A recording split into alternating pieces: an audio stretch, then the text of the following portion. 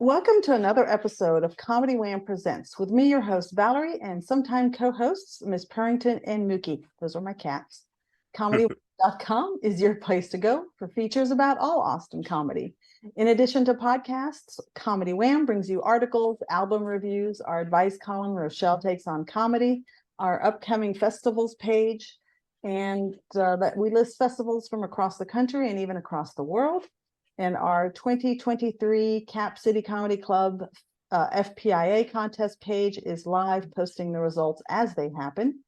We are best known for our events page for live comedy shows in Austin, Houston, and DFW, where 100% of the entries you see come from comics and producers.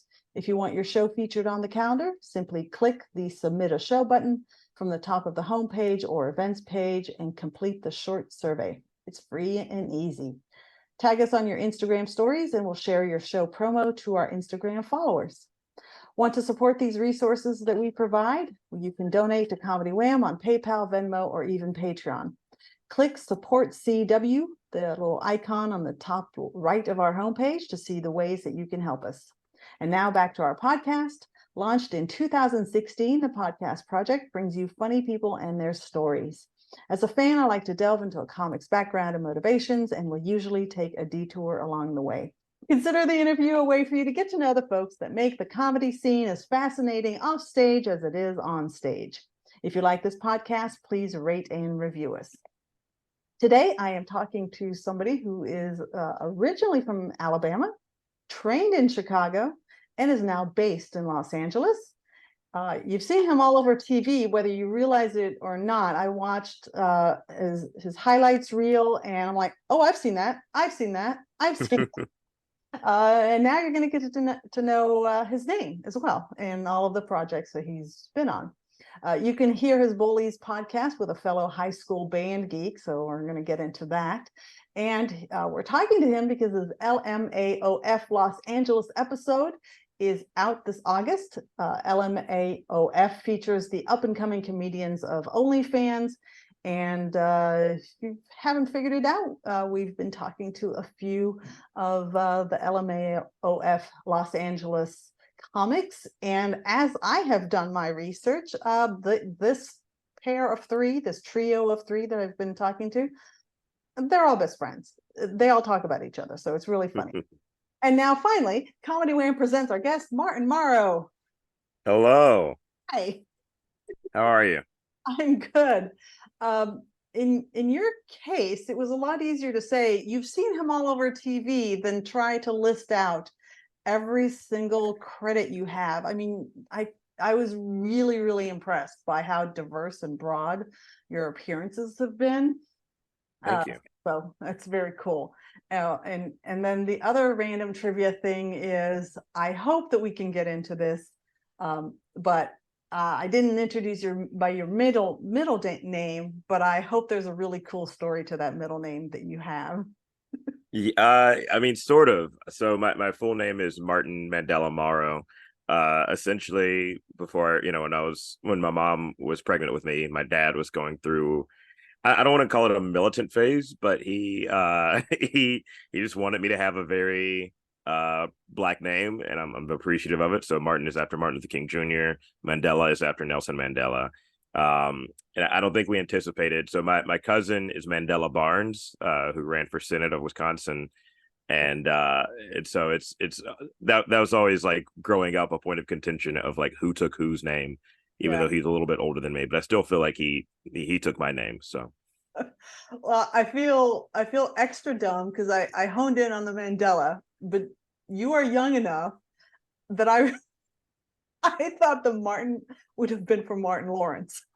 no, that would have been cool. I don't know if I don't think the show is out quite yet, unless they retroactively named me. If they anticipated Martin Lawrence, this kid from Detroit would blow up. So there you go. There's my dumb moment for the podcast episode. All right. Well, Martin, it's great to have you here. I actually have an official icebreaker question. Yeah. And that is one word to describe your past. One word to describe my past. Um, ooh, dumb. Oh, really? Yeah, I don't think I was not necessarily dumb, but my mom was my vice principal for several years, Oh, and I remember she would say something like she said every other year you do something dumb, she's like you're not bad, and it goes there's plenty of like bad kids who would be at the school, um but like every other year I'd be like, let me just do this dumb mischievous thing, and so that was kind of uh my thing of just doing something dumb every now and then. But now, I think it's good. It's supposed to keep you on your toes, you know. sure, sure. And as a parent, it definitely does. Now, was this in elementary, middle, high school, or all of the above? All of the above. Oh gosh. Yeah. And so finally, like I think senior year, I kind of mellowed out and was like, okay, I think now I'm about to be an adult. It finally sinks in. Yeah. So, other than being a cut up and a little bit mischievous, was there an element of comedy in your life? There was, but it's funny. I think that I was always kind of the sidekick. Hmm. Um, like I remember in middle school, there's this kid Scotty who everyone thought was the funniest dude, and I was always kind of just like I was like his Arsenio to his Eddie Murphy. And then one day I found out that he was stealing jokes from Comedy Central. So he would just like say random things. We're like, wow, this kid's super funny. This is like eighth grade. We thought he was the funniest dude. And then I called him out for I was like, hey, I heard Mitch Hedberg on on Comedy Central Presents do that joke. And he's like, I don't know what you're talking about. I go, you didn't come up with that. You're 12. What are you talking about? So you were obviously watching the specials yourself, but in the classroom or in performance, were you a performer? I mean, I made the reference to you being a band geek, so you were obviously performing music.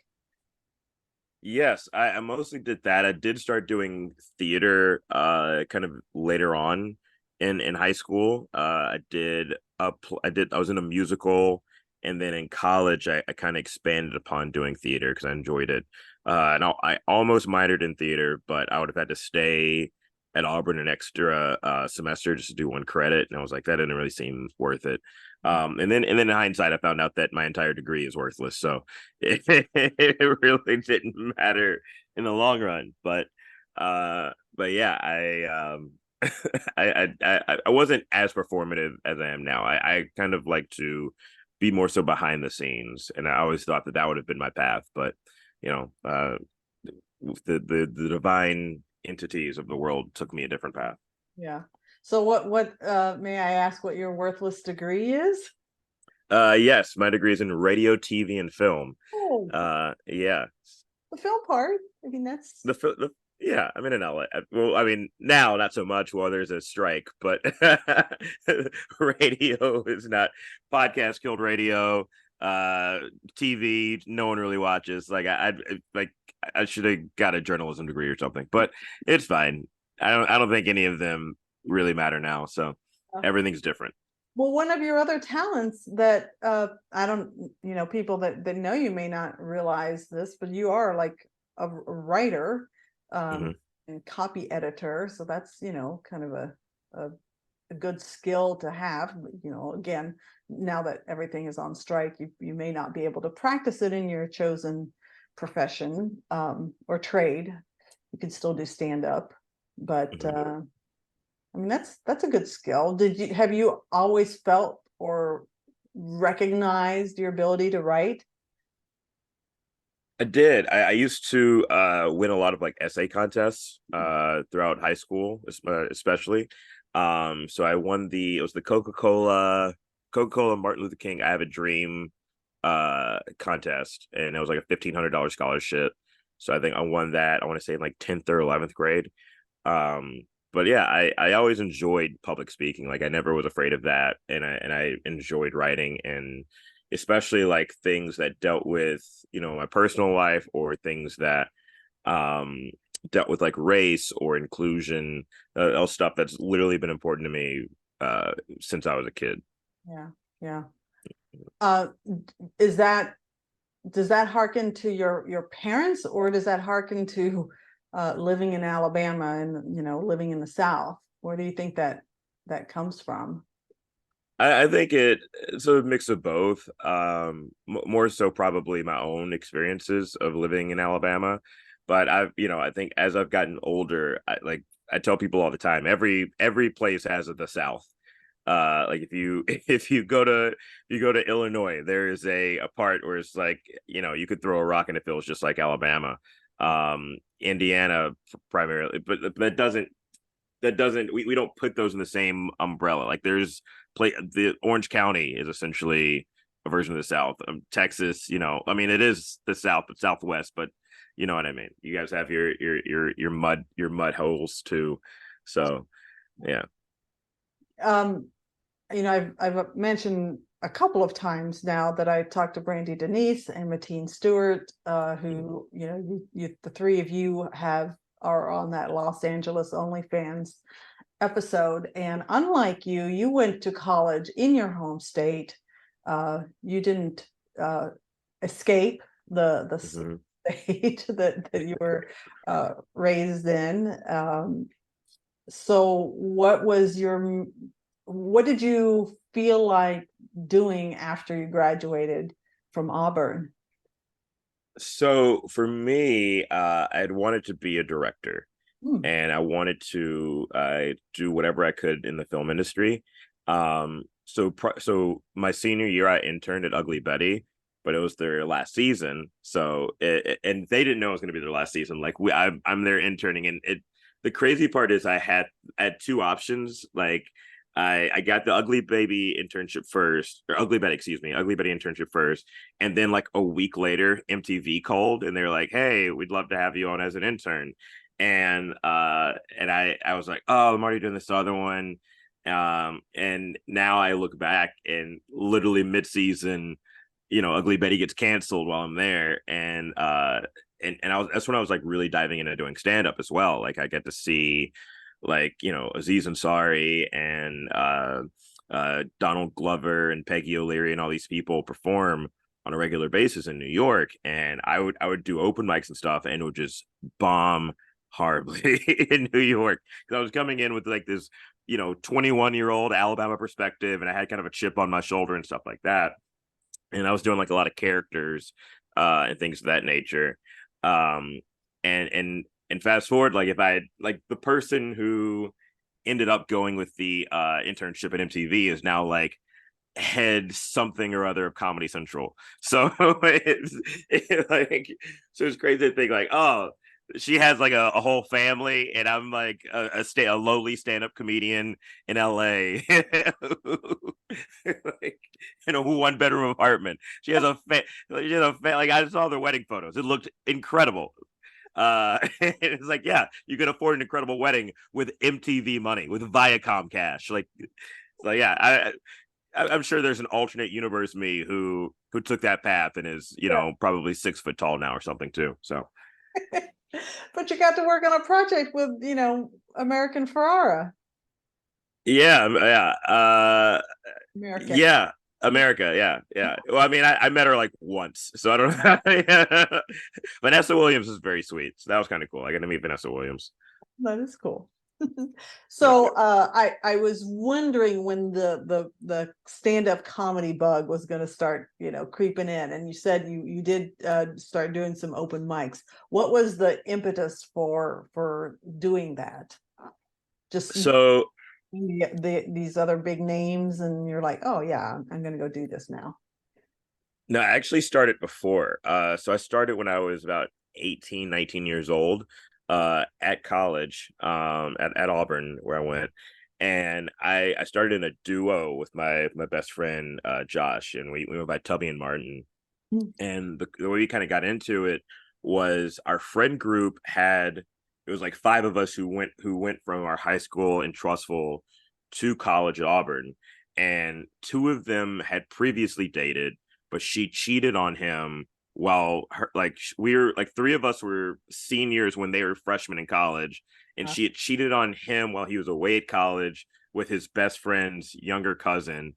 and he found out, and it was like this whole thing. But then they wanted to like try to work it out, and then he also had a crush on her best friend who was her roommate also, so they were always kind of flirty, and there was always like a fight, and me and this other guy were just like stuck in the like stuck in the middle, like, hey, so we were like, we should probably find our own thing, and we started writing jokes in my dorm, and they had monthly open mics at the Foy Center, so we would go and do the mics when we could, and then eventually, I think he got a girlfriend, so I was like, I'll try this on my own, and that's kind of how everything branched out from there. Yeah. And how did you feel about uh starting out when you were doing it solo? Uh, Kind of nervous, but also I think that like at the time, like we just stopped. We weren't writing as much, we weren't creating as much, and and the first time I did it, it felt like really good. And then I did a competition where I bombed hard. Like it was one of the worst. And it was like in front of the entire, not in the entire school, but it felt like that in that moment. Yeah. For this giant college theater. And I'm like checking notes on my wrist and stuff. And just, yeah, it was rough. So I was like, well, I think I'm done with this. I never want to do this again. Hmm. And then fast forward to a year later, me and him got back together, and we're like doing Birmingham shows. And then I was able to kind of like, I had to wait till I was 21 because a lot of places wouldn't let me in. Oh, So yeah. I was young. Yeah. Uh, so when I turned 21, then it was kind of like, oh, okay, I can like really, get the ball rolling. And so Mhm. we do some stuff together, and I do some stuff solo. And like my jokes are they're very 21-year-old, Alabama guy. Like it was like 2009 ish, 2009. And everyone was just kind of talking about the same thing because our influences were each other. Because, we hung around like young 30s guys and older 20s guys, and all they were talking about in Alabama then, because it was the alt scene. And, the conversations were just very like, very blue. It was a lot of very blue humor, and a lot of like edgy, like a lot of edge stuff. So Yeah. I think that moving to New York uh helped me adapt into a little bit of my own voice and a little bit of getting away from the pack of, what we were saying in Alabama. Yeah, because I am struck by your stand-up experience is an identity tied to first the duo comedy group, and then even doing it on your own still feels like, well, but I'm kind of still part of this other duo that you then go back to. So yeah, that's got to be tough. Um, the other thing that I'm struck by is you're a gifted writer, and you're not afraid of the stage. You've been performing in the past, and yet this thing that you've tried kind of seems to kick your butt at the beginning. So with that skill set that you have, and when you finally start doing comedy in New York, where it's kind of like jumping in a pool of sharks, did you feel like, okay, now my talent and my lack of fear about being on stage, my skill as a writer, I can finally level up? Yeah, it's funny. I think I like just failed into it Oh, because, yeah, I swear I would go home crying, oh, because I was so bad. But I thought I came in with this mentality of like, oh, I'm kind of the big dog in Birmingham, and yeah. then I go to New York where everyone is, I'm like, my contemporaries are like Kevin Barnett and Mike Lawrence, and people like that. Like that was like the kind of the generation right above me. Uh-huh. Um, and they were always just killing. They like at every open mic they kill. They'd have new stuff. They're writing. They're creating. They're doing great stuff. And I'm like, I'm staying out and up till 2, 3 in the morning, and then I have to go be an intern at 8 a.m. And so I'm like just killing my body, and I'm not I'm not funny, but I couldn't stop going to these mics and doing these things. And I think it's some of them you have to spend $5 and stuff like that to maybe get 3 minutes. And yeah, it just was like, I don't know, it felt very it felt very like I was just abusing myself in a way, but I couldn't Yeah. figure out why. And then I think it just took like one joke to get people laughing, and from there I kind of was able to ride that wave. Yeah. Are you a super analytical person by uh, nature? Just, um I'm just wondering, when you figured out, when you got that one joke out and you realize, oh, this one's getting a reaction, even though others, I've been beating myself up against the wall with, this New York experience, but this one, let me figure out why this one's working. yeah, yeah, in a way. I think the reason that one, because I remember I like just kind of did it as a throwaway joke and like in an open mic, and it got an applause break, and I never really felt that before, especially from other comics. And like my big thing, I remember when I was starting out, I just was like, I just want Mike Lawrence to respect me. That's all I want. Mike Lawrence to respect me. And I remember it was like the tail end of my internship in New York, and I was getting ready to move back to Alabama, and he acknowledged me on stage, and that was like such a, I cry a lot in these stories. I think I cried after that because it was such a like big moment for me. But yeah, I noticed that the difference with that joke versus my other jokes, I think my other jokes came from a kind of young and mean spirited place. That wasn't like that traditional sort of New York mean. It was like this like personal, like I was 21, I was going through my first breakup, like on top of being in a new city and stuff like that, and I wasn't really talking about anything serious.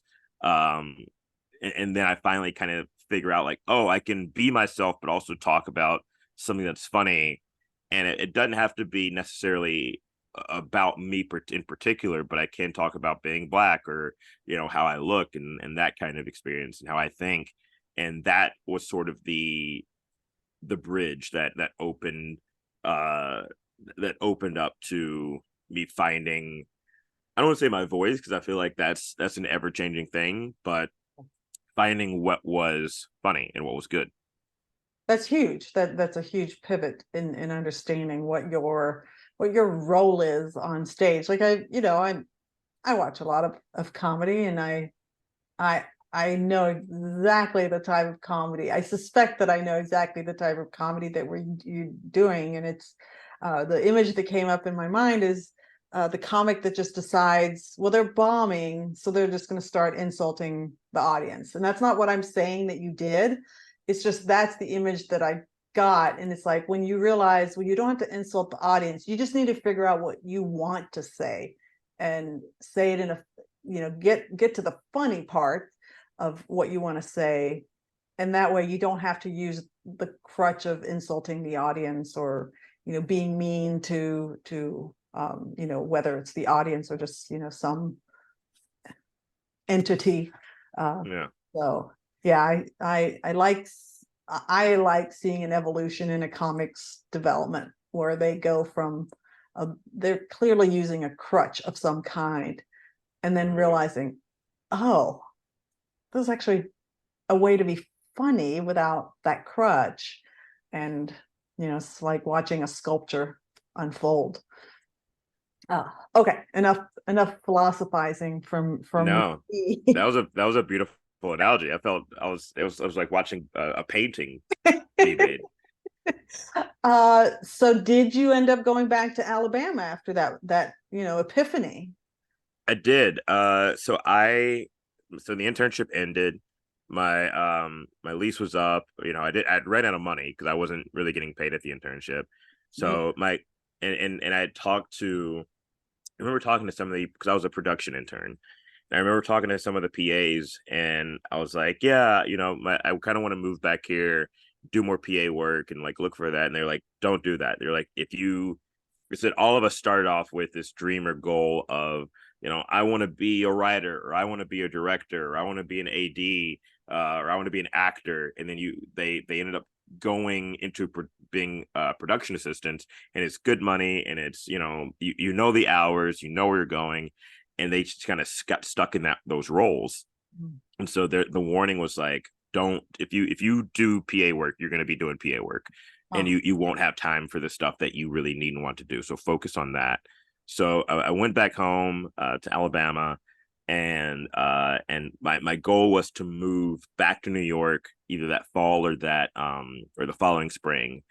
And then it was just like a series of like my grandparents got into debt, so I couldn't really like shift my focus financially because or like ask for it. And I've never been one who's been able to ask for help anyways, but like the family's focus kind of shifted to, we have to make sure our grandparents are taken care of. Yeah. And then my dad died like a couple of months after that. So it was just like it was a very rough return and very rough summer. And I started working as I was a telemarketer for a few months, and that was like my way of getting money. And then my cousin had not gotten me, but like we bought a new car, and the car that I had gotten I was like, oh, my mom, this was one for my mom, like, but I'm driving it. But the one I bought was because it was like her dream car. It was like a white BMW. And the thing is, like, BMWs are very expensive to repair. And and this car ended up having like a lot of issues. So now I'm like having to pay off a car, and like, so everything just kept getting pushed back and kept happening. And it was a lot. That was a rough year. Yeah. Yeah. So then what allowed you to go to the next stop, which was Chicago? Yeah. So Baron Vaughn had hit me up, and he was like, hey, you should, because he was kind of my mentor in New York. He was a guy who guided me in a lot of ways, and like we used to look a lot alike back then. And they would call me Baby Baron. And he had recommended, he was like, hey, I think you should go to Chicago and do Second City. You need to meet this woman, Deanna Griffin Irons, who is a producer there and does a lot of classes, and just pretty much the jack of all trades, especially in terms of like diversity and inclusion at Second City. So he gave us the intro, and I think at the time, literally $1,000. And so I had this debate of like, okay, because there was a person who I was going to move in with in New York. And if I moved in with her, then my $1,000 would have gone. It would have been gone in 1 month. Yeah. And then I got an offer for an apartment in Chicago that was $800. So if I did that, then I would have at least had, $200 left. So I was like, all right, I guess that seems like a more financially viable option. He recommends it. I know a few people there. And so that's kind of, so the next year, January of 2011, ended up moving to Chicago, took a Amtrak train all the way up. And what did you think of Chicago? Or did you know that it was a pretty important comedy hub? I had no clue. I think because of just kind of the Alabama bubble, you don't, and in general, you don't really think of like, oh, this place is a major city, or this place is a major hub for comedy, or this, that, the third. And like it's which is crazy to think about now, because that's where like so many amazing, from Kumail to Lil Rel to Bernie Mac, like all of these fantastic people came out of the city. And yeah, I don't think I don't, at the time, it didn't register. It was just like, oh, this place is cold. Because again, it's just, I think the nature of Alabama in general is, you don't think about, like, I never thought I'd even leave Alabama. I thought I'd be stuck there forever, and I'd end up being like a news reporter or a cameraman or something for WBRC. So the idea that I'm going on a train to this place with big buildings was just very out of my wheelhouse. So it was cool. It was very cool getting there. I think I had another kind of rough start because I tend to have a very cheery disposition. Like, I have resting approachable face. I love that. Yeah. And I think a lot of people, especially when you're new to a town, they don't they're not as welcoming to the idea of someone being happy. Uh so so me being like, wanting to hang out and, oh, what's your name? Da da da. Like they're not I was too nice. Uh which sounds insane, but that's what people, they said you were nice and we didn't trust you. Yeah. And so I ran into a lot of trouble in that regard of people trying to like figure me out or figure out like, why was I happy, or why was I nice, or what's his motivation, or will he be around, that kind of thing. Yeah. So, When you were so you got into the Second City, is it the conservatory? What did mhm. you do? Did you go sketch or improv at Second City? I'm so a little bit of both. So I started off with this group called Brown Co. So that's like a series, and I would do like all of the so I got a diversity scholarship. So I would take classes that were mostly sketch based, but I would also do a lot of improv stuff. So because you kind of get taught both at the same time. Um, so I was able to do a lot of those a lot of those classes, and a lot of those what do you call it, like the conservatory I did, I think like 2014 or 15. So that was like a few years afterwards, but I did a lot of the Brown Co shows, which is their like diversity crew we do archive material and do improv. And we would be able to write some of our own stuff every now and then, but like I had the group with like Chris Red, like he was a big part of that. So me and him became friends from that, and we used to write together a lot. That was one of the things I saw in your highlight reels was, oh my God, Chris Red's right there. Yeah. Did you have any time to do stand up while you were doing the classes and the performances with Second City? I did. So I would work usually during the day. At first started well, my first job I had in Chicago was I would forage for mushrooms. I would help like and I know nothing about foraging, about mushrooms, about any type of plant or vegetable. And yet I was out there trying my best, and hope getting $60 for that. That was my first job, and then I worked at a Jamba Juice for like 2 weeks, and I like quit slash got fired. It was like one of those meetings like, we don't think you're happy here. I was like, I don't think I'm happy here. Like, all right, let's, nice to meet you. And then I became a tour guide, and that was like kind of the tougher balance, because I would tour guide during the day, and then I have to like rush and do a show, usually at Second City, in the evening, or like rehearse in the evening. And then I would fill in the gaps, like days I didn't have rehearsal or didn't have a Second City show, I would do stand up. And then after a while, like sometimes I would do multiple shows a night. Um, and would do like kind of and especially like when the Laugh Factory came there, like that was huge for us. Yeah. So since you were learning so much about sketch and improv, did you find that your stand up was now like kicking into high gear? Oh, big time. I think I was able to integrate like a lot of voices and singing, and a lot of crowd work and stuff like that, into my stand up, and into storytelling. And it was great. I don't think I was talking about a lot that was substantial, but like it worked for what needed to work. Um, and so yeah, it was cool. Like it very much all gelled together in a big way. Yeah. Yeah, that's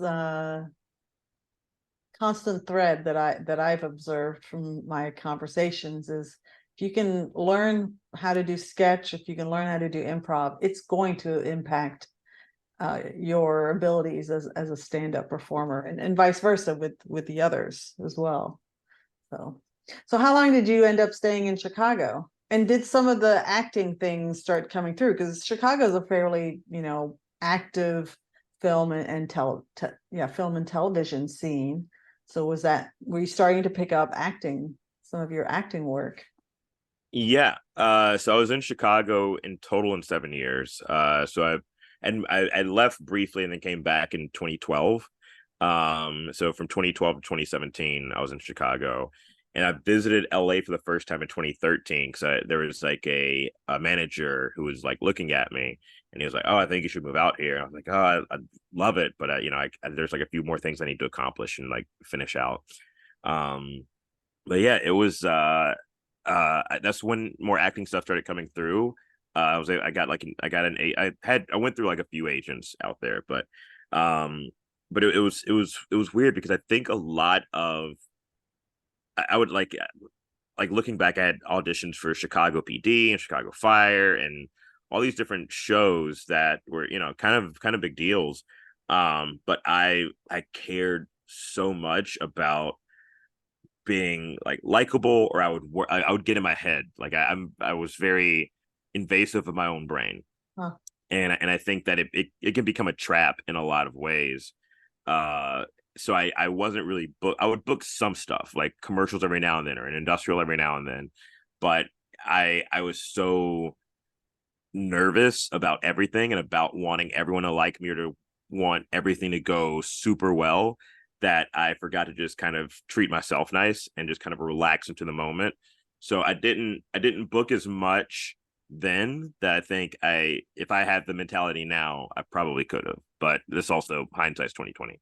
Yeah. But that's where I got Last Comic Standing. I was still in Chicago, and was Why with Hannibal Buress, which was a Comedy Central show. I booked all in Chicago. Wow. That's great. That's Yeah. great stuff. I am so curious about what it took for you to uh break out, and it might be an ongoing thing because it sounds like it's a personality trait of yours to want to make sure everybody else is happy, taken care of, the things like that, people like you. What did it take to break you out of that mentality as far as you landing to help you land work as opposed to self-sabotage yourself? I think it took me self-sabotaging myself. I I, guess, yeah, yeah. I think when you have a moment where you recognize the only people who you should care about who like you are yourself and your family. And even then, even if your family doesn't like you, it doesn't matter sometimes. yeah. Um, but for me, like I went through a very tumultuous relationship. That was like kind of a more like I try to be a private person in a lot of ways, but this was like more of a public breakup than I normally would have liked. And dealing with that and dealing with like friends who are like having to choose sides and stuff like that. I think it made me just sort of like I disconnected for a long time. Like I stopped doing comedy. I was like I became a security guard when I first moved to LA. Oh my God. Uh, yeah. I was like maybe I'm not cut out for this. And at that point too, I was 28, I think, and I'd been doing comedy since I was 18. So I never really had a break. And I remember talking to my mom. She was like, even after your dad died, you didn't take time to grieve. You just kept doing shows and doing mics and going out all the time. Uh, and I recognized like, oh wow, I haven't cried for real. I haven't uh I haven't like sat with my thoughts. I've just been on the go and running and running and running and running. And I think it's that type of thing that a lot of people, especially in entertainment, they don't recognize that it's okay to think and it's okay to be and it's okay to make mistakes and it's okay to like be honest with yourself. Uh because I think John Mulaney said it in his last special, but it's like likability is a trap. Like none of us knew what he was going through, or yeah, Yeah. or what his divorce looks like, but we built up this image in our heads of, oh, he's this guy. And I think that was a lot of my issues, especially like in my 20s as a comedian, is I was stuck in this like sing-songy, oh, Martin's sweet and nice to everybody kind of deal. And I think I got used in a lot of ways as a result of that. because I was just like, I think a lot of people felt that I should have just been happy to be there. And so when I started achieving, I started like kind of speaking up for myself. It landed me in some sort of beefs with people where people were like, would I remember one guy, because I used to we talked about a little bit about the bullies podcast, but like I would try to hold down the bulliness inside of me, but every now and then it would still pop back up, and now it's called a roast battle, so Yeah. lucky them. But back then, like if you're just like roast, like if you're in a circle of people and you're roasting someone, there's always going to be one guy who is not expecting to get roasted. Yeah. So Yeah. it was yeah. So but that was like, I remember it was like a throwaway joke that I said to this guy, and then he brought it up like years later. So it's something I hadn't even thought about, and like something that clearly stuck with him. Um, so I think that sometimes you just have to recognize that not everyone's going to like you, and that's not only like a good thing. Like no one, everyone shouldn't like you. Like if they do, then you're doing something wrong. I think Larry David said that best. Um, but yeah, and so once I stopped caring as much, I allowed myself to be real, and I allowed myself to be vulnerable, and I allowed myself to play a little bit more on stage or in auditions. And I think that's when I started being able to like book more things. Wow. Man, Martin, you need to start a class because I want everybody to like me. So it's like I'm so used to it. Yeah. um, Yikes. But I don't know what the mean version of me would look like either. Or not the mean. I'm not saying that if you're not nice to everybody, that doesn't mean that the opposite is you have to be mean to everybody. Uh Yeah. I think it's, look at it more so as just trying to be nicer to yourself, yeah. because I feel like, I can't speak for you, but I know I just, and even now I just had this inability to say no to people, and that inability to say no to others means you weren't saying yes to yourself, or saying yes to a partner, or saying yes to family, different things like that. So I think a lot of it is, especially in comedy, is we try to prioritize uh what is good for my career, or what is good, like what is good for the night. Like if I say yes to this, will it lead to a story, will it lead to an adventure, will it lead to a joke, will it lead to a relationship, or a gig. So Yeah. but sometimes it's okay to say no if it means protecting yourself. Yeah. Yeah. Okay, so we're gonna follow the linear here, and you end up in LA, but you've stopped comedy and you're doing security guard work. What reels you back in? I got back in because a friend of mine, she's a very talented ventriloquist, Hannah Laskoski, was like, "Hey, I'm doing this show. Do you want to come?" And I don't think I'd really been to a show in a while at that point, so I was like, "Yeah, sure, I'll come check it out." And most of the comics on this show were so bad that I was like, okay, what am I doing? Why am I sitting on the sidelines watching how much awful, like I was kind of, self-flagellating again. I was abusing myself by not doing this thing that I loved. And I was like, I know I'm funny. I know I'm good at this. Yeah. So I'll just have to, I'll take the sting of, oh, this person doesn't like you, or this person does like you, or this person, whatever. And I'll just kind of, I'll get rid of that mindset and just have fun on stage again. And so I think that's what kind of got me back into the fold, was seeing how awful a lot of, I guess, LA comedy, but I think just more in general, like, that's you, you the thing about comedy is there's so many comedians, especially now, that not all of them are going to be good. And that's not to say that they can't, because like, clearly, like my whole trajectory is I was a bad comic who kind of rose through the whatever. um but yeah, there was this show was, it was so bad, and I was like, okay, I'll get back into it. Which Awesome. So did you jump in full on with the stand up, or did you do stand up and then figure out how to get back into improv, sketch, and acting? so I started off back in stand up, and then I saw, because I was like, I didn't really want to do as much sketch because I think that sketch in LA doesn't have it doesn't really have the same kind of bonds and ties as like Chicago sketch, Yeah. and in a way, like even UCB in New York, I think is like huge. But excuse me. So I ended up doing more improv. I was like, I have more fun doing improv. Like I had kind of felt again trapped in the sketch world because you're doing the same sketch every single night and rehearse, I didn't really want to do that again. And so that's when I started doing this Harry Potter improv group called The Show That Should Not Be Named, which had been around for a few years before that. But I was fortunate to audition and join and befriend a lot of the people in that group, like Russ Guberman and Stephanie Pressman, who were just delightful people and humans and amazing all around. And then from there, I was like, okay, maybe I can get back into acting. I'll start acting again. And I, had reached out to someone who was connected and got my agent through them, and then like just started doing auditions, and the auditions went well, and I got the stuff I got, and for the first time I was able to not obsess over auditions like I think I did previously.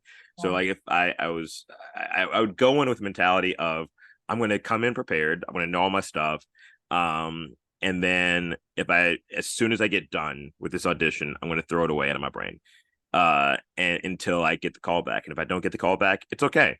Yeah. Yeah, there's plenty more and plenty I won't get. Yeah. Yeah. So you really, it seems like Los Angeles really gave you the opportunity to change your mindset and become nicer to yourself, and not freaking out about every single audition. And I mean, I'm sure you still do. I think that's the nature of the audition world is, because you're auditioning for a big thing, it's hard not to freak out Yeah. about am I getting the call back or not. Well, I think now one way of looking at it is, they want me to audition. So I'm happy that they want me to do that. Like, that's cool that I get to audition for XYZ project. Yeah. And if I'm in the door, I know that I'm in a door that there are millions of people who aren't in. And if I get the callback, then that's a callback that I know that thousands of people aren't getting. And if I get a second callback, or if I get, on set, or if I get this, that, there's, something that hundreds of people did not get in. So I just try to take everything with a lot more gratitude, because I think I took a lot of stuff for granted, as far as like, oh, I have this thing, but what's the next thing?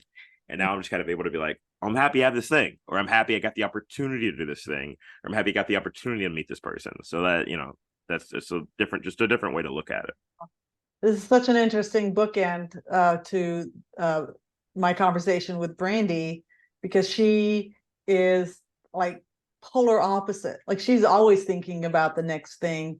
And I asked her, would you ever sit and think in the moment, I just did this really cool thing, sit and reflect, and just sit with it to enjoy it, and be happy that you got to do the thing. So it was interesting.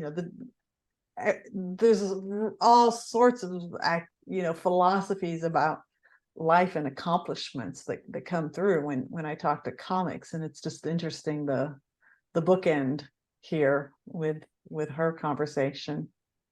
Yeah. So we are starting to run near the end of time, but I feel like there's so much more I could talk about with you.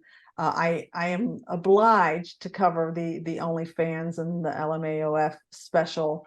Obviously, you had to have been recognized as a stand-up comic to be considered for this. Were you at all expecting this, and how long were you in LA? Because I'm a little fuzzy on your timeline, being in LA to this past year where you would have where you would have taped this special. And what do you think made you stand out? So I moved to LA in September of 2017, Okay. and we recorded our LMAOFs in June of this year, which is 2023, in case anyone in the year 2027 is listening. Right. They're like, yeah, going through the archives of Comedy Wham. Um, so yeah, had been recommended, and kind of like, was able to sit in a few clips and got highlighted, and I was recommended by like someone who has seen me consistently do well. So I think oftentimes, especially with any type of taping or special or things of that nature, a lot of people are like, hey, can you just recommend me? And I'm like, I don't know you that well, or I haven't seen you do well enough to feel comfortable doing that. So sorry to anyone who was planning to ask me, unless you know me well enough, or whatever. And yeah, and that the night was just, it was incredible. So like, I think the first show kind of had a rough start because there were like people in the audience who were trying to make the show more so about them than about the comedians. And I think we're able to make a lot of adjustments for our taping, and I went up and just like destroyed. Like it was insane. And then Brandy went up and she destroyed, and then Mateen went up and he destroyed. Like we kind of kept each other on this competitive streak of like, all right, I see you didn't come to play. All right, let's go, baby. Because I think that's the beauty of like being really good friends. She's actually texting me right now. She's upset with me because I tagged her at 4 a.m. on Twitter because there's a song that T-Pain made that I like that I hadn't heard before, but he won't put it. It's not on any streaming services. So I was like, Brandy, will you tell T-Pain to put this song? She's like, I don't know what that is. I'm like, it's a song. Just ask him. He's your best friend now, Brandy Denise. You're best friends with T-Pain, so you got to get used to doing best friends with T-Pain stuff, Brandy. That's amazing. Yeah. So, but it was a very fun night, and being able to do that with two of my like closest friends was very cool. Yeah. I like I have said now multiple times, it is really cool that I've gotten to talk to each of you individually, but how like this connectedness and this friendship comes through in every single conversation. It is, and yet each of you has such unique personalities that it's not like saying that makes you like this one homogenous blob. You're each so unique. And so I mean, mine is the best, but yes. Clearly. Don't tell Brandy I said that. No.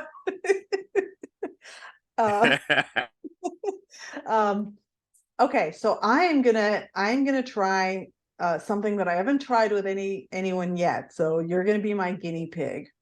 One of the things that I have never done is there might be very rare instances, but I've never asked somebody to tell one of their jokes. But I kind of wanted to bring something in where I asked somebody, what is your favorite joke? And without saying anything about the content of the joke itself, why do you feel like that? Why do you feel like this is my favorite joke? Okay. So wait, so do you want me to do the joke, or you just want me to talk about the joke? No. That's okay. I want you to tell me why this joke is your favorite in terms of like the way it makes you feel, how proud you are of how you've written it, and how long it took you to develop it. But I don't want you to tell us anything that's a word within the joke. Oh, wow. Yeah. Yes. My favorite joke is one that it rarely does well, and I acknowledge that up top that it rarely does well, but it's my favorite because it's from a movie that I saw, and it's a very obscure movie, and I play into that as part of the joke, and then I make reference to a very obscure line in this very obscure movie, and then I play into that and how how different that could have been, but it's the silliest joke I think I have, and it's always just very fun for me to do, despite the audience being either confused or after a while being like, "When is this over?" or or just how deep I go with it. That's really cool. I was thinking of, okay, so at your core, you're still a kind of a band geek, like you like geeking out about this thing, but also it shows like confidence that you may know that it doesn't hit with the audience, but you love it. Like you love it unconditionally and you have fun with it. So that's awesome. Yeah. Thank you for sharing that. Thank you for being my guinea pig. And I think I'm gonna try this again. This little question. Yep. Is there anything we haven't talked about that you want people to know about? And you will get a plugs opportunity in just a moment, but is there something else that you want people to know about Martin? Ooh, know that I enjoy the process, and my kind of mentality these days is, if you like me, I love you. If you love me, I love you. If you hate me, I love you. Oh, Yeah, it all kind of factors into each other in one way or another. So every experience, good or bad, I think ties into something. I try to write everything, and eventually it's going to be a really good book that's going to hit the New York Times bestsellers list. You just wait and see. nice. Well, you can't write for TV and film anymore, so or for now. So For now, yeah. It'll happen again. write a book. Yeah, no, that's amazing. I would definitely buy that book. So, Thank you. all right. Well, I'm going to ask you my closing question. All right. That is one word to describe your future.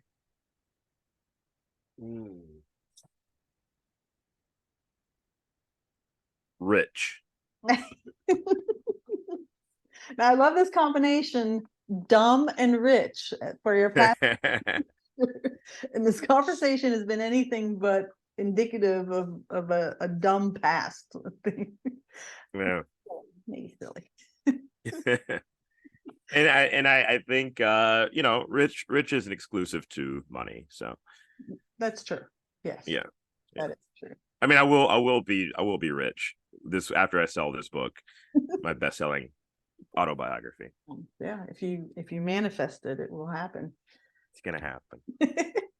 Well, that is a wrap on Comedy Wham presents Martin Morrow. Tell us where we can find you on social media and your upcoming projects, and besides the best-selling New York Times. Yes, you can find me on all social platforms: TikTok, Twitter, Instagram, Spill, all that. At Martin M. Morrow. Morrow is spelled like tomorrow. And in my OnlyFans, where I post clips and videos of my stand-up and little anecdotes, is martinmorrow.me is my website, but you can find my OnlyFans, onlyfans.com/Martin Morrow Comedy. Okay, very, very cool. Well, we hope you've enjoyed learning about how Martin got to be the comedic genius that you heard today, just as much as I have. This has been Comedy Wham presents Martin Morrow. I'm Valerie, and that's been funny. Thank you, Martin. Thank you.